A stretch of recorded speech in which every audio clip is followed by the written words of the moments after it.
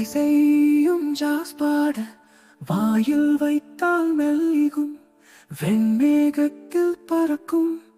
சப்பா சப்பா சத்தம் சுகமான அந்த ருசி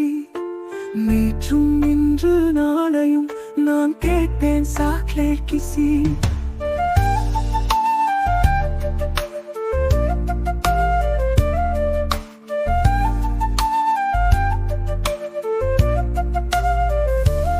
படிக்கும் போது பரிசு